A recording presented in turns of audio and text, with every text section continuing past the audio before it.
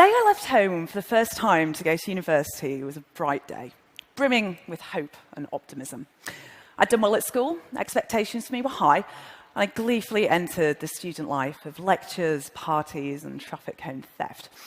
Now, appearances, of course, can be deceptive, and to an extent, this feisty, energetic persona of lecture-going and traffic cone stealing was a veneer, albeit a very well-crafted and convincing one. Underneath, I was actually deeply unhappy, insecure, and fundamentally frightened. Frightened of other people, of the future, of failure, and of the emptiness that I felt was within me. But I was skilled at hiding it, and from the outside appeared to be someone with everything to hope for and aspire to. This fantasy of invulnerability was so complete that I even deceived myself. And as the first semester ended and the second begun, there was no way that anyone could have predicted what was just about to happen. I was leaving a seminar when it started, humming to myself, fumbling with my bag, just as I'd done 100 times before, when suddenly I heard a voice calmly observe, "She is leaving the room." I looked around and there was no one there, but the clarity and decisiveness of the comment was unmistakable. Shaken, I left my books on the stairs and hurried home, and there it was again. She is opening the door. This was the beginning. The voice had arrived. And the voice persisted. Days and then weeks of it, on, narrating everything I did in the third person. She is going to the library. She is going to a lecture. It was neutral, impassive, and even, after a while, strangely companionate and reassuring. Although I did notice that its calm exterior sometimes slipped, in that it occasionally mirrored my own unexpressed emotion. So, for example, if I was angry and had to hide it, which I often did, being very adept at concealing how I really felt, then the voice would sound frustrated. Otherwise, it was neither sinister nor disturbing, although even at that point, it was clear that it had something to communicate to me about my emotions, particularly emotions which were remote and inaccessible. Now, it was then that I made a fatal mistake in that I told a friend about the voice, and she was horrified. A subtle conditioning process had begun. The implication that normal people don't hear voices, and the fact that I did, meant that something was very seriously wrong. Such fear and mistrust was infectious. Suddenly, the voice didn't seem quite so benign anymore. And when she insisted that I seek medical attention, I duly complied, and which proved to be mistake number 2. I spent some time telling the college GP about what I perceived to be the real problem: anxiety, low self-worth, fears about the future, and was met with bored indifference until I mentioned the voice, upon which he dropped his pen, swung round, and began to question me with a show of real interest. And to be fair, I was desperate for interest and help, and I began to tell him about my strange commentator. And I always wish at this point the voice had said, "She is digging her own grave." I was referred to a psychiatrist who likewise took a grim view of the voice's presence, subsequently interpreting everything I said through a lens of latent insanity. For example, I was part of a student TV station that broadcast news bulletins around the campus, and during an appointment, which was running very late, said, "I'm sorry, doctor, I've got to go. I'm reading the news at 6. Now, it's down in my medical records that Eleanor has delusions that she's a television news broadcaster." It was at this point that events began to rapidly overtake me. A hospital admission followed, the first of many. A diagnosis of schizophrenia came next. And then, worst of all, a toxic, tormenting sense of hopelessness, humiliation, and despair about myself and my prospects. But having been encouraged to see the voice, not as an experience, but as a symptom, my fear and resistance towards it intensified. Now, essentially, this represented taking an aggressive stance towards my own mind, a kind of psychic civil war. And in turn, this caused the number of voices to increase and grow progressively hostile and menacing. Helplessly and hopelessly, I began to retreat into this nightmarish inner world in which the voices were destined to become both my persecutors and my only perceived companions. They told me, for example, that if I proved myself worthy of their help, then they could change my life back to how it had been. And a series of increasingly bizarre tasks was set, a kind of labour of Hercules.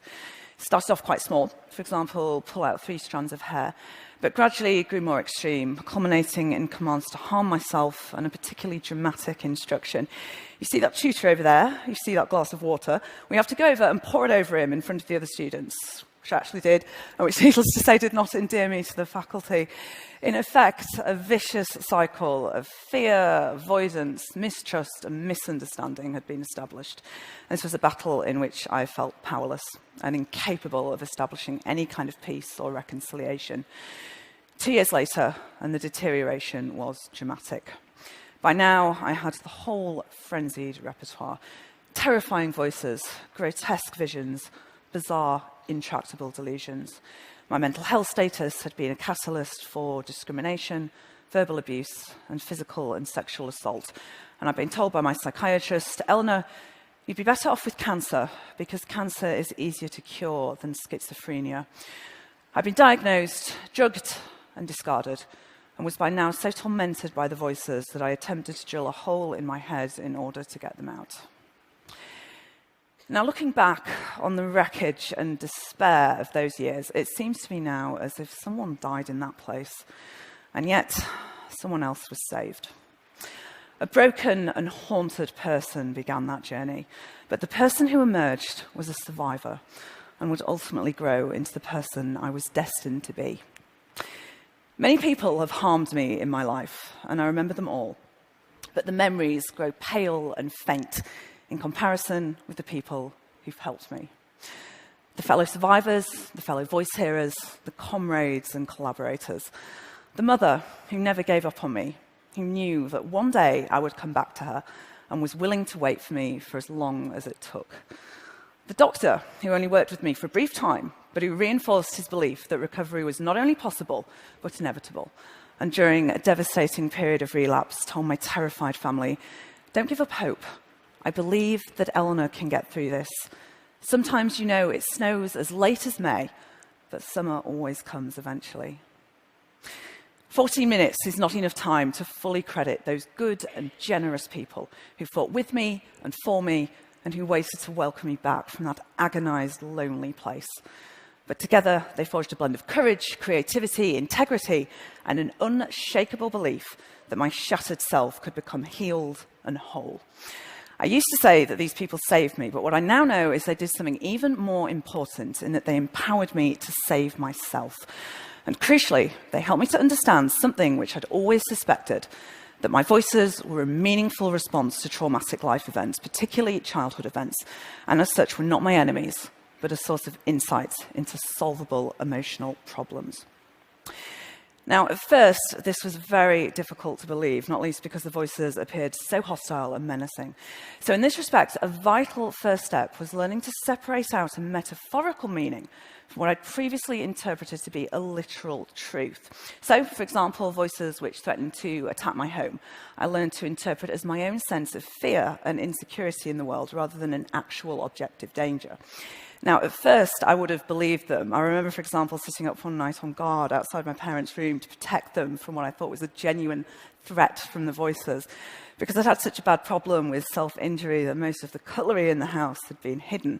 So I ended up arming myself with a plastic fork, like picnic-ware, and sort of sat outside the room clutching it and waiting to spring into action should anything happen. It was like, don't mess with me. Got a plastic fork, don't you know? No, strategic. But a later response, and much more useful, would be to try and deconstruct the message behind the words. So when the voices warned me not to leave the house, then I would thank them for drawing my attention to how unsafe I felt, because if I was aware of it, then I could do something positive about it. But go on to reassure both them and myself that we were safe and didn't need to feel frightened anymore. I would set boundaries for the voices and try to interact with them in a way that was assertive yet respectful, establishing a slow process of communication and collaboration in which we could learn to work together and support one another.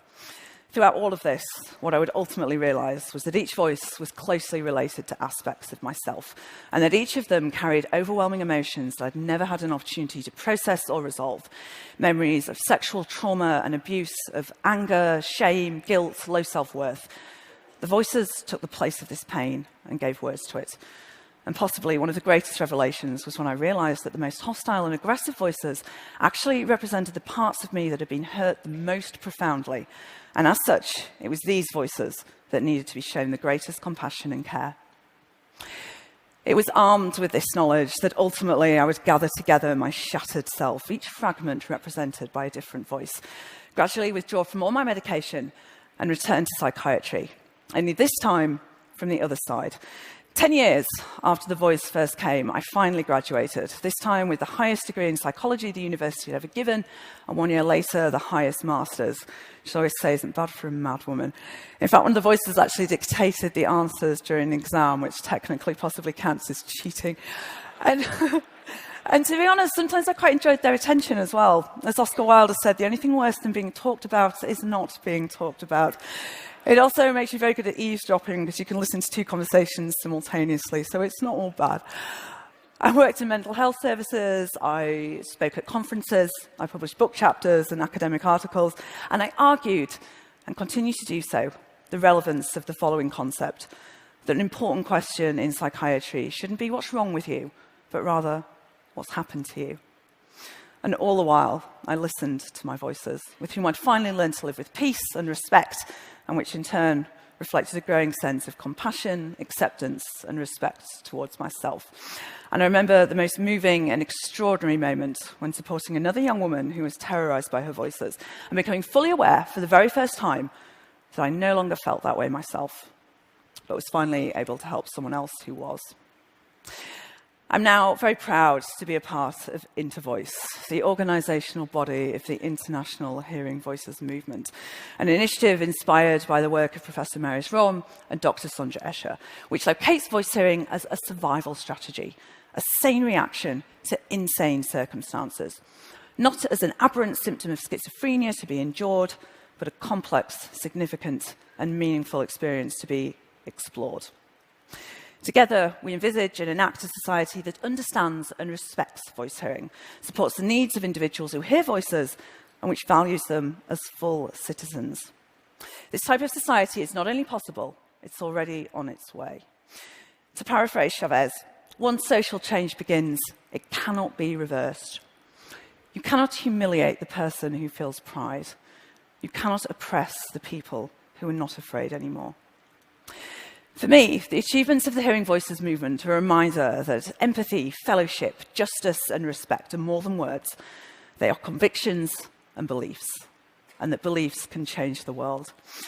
In the last 20 years, the Hearing Voices movement has established Hearing Voices networks in 26 countries across 5 continents, working together to promote dignity, solidarity and empowerment for individuals in mental distress, to create a new language and practice of hope, which, at its very centre, lies an unshakable belief in the power of the individual. As Peter Levine has said, the human animal is a unique being, endowed with an instinctual capacity to heal and the intellectual spirit to harness this innate capacity. In this respect, for members of society, there is no greater honour or privilege than facilitating that process of healing for someone, to bear witness, to reach out a hand, to share the burden of someone suffering, and to hold the hope for their recovery. And likewise, for survivors of distress and adversity that we remember, we don't have to live our lives forever defined by the damaging things that have happened to us. We are unique, we are irreplaceable. What lies within us can never be truly colonised, contorted, or taken away. The light never goes out. As a very wonderful doctor once said to me, "Don't tell me what other people have told you about yourself. Tell me about you." Thank you.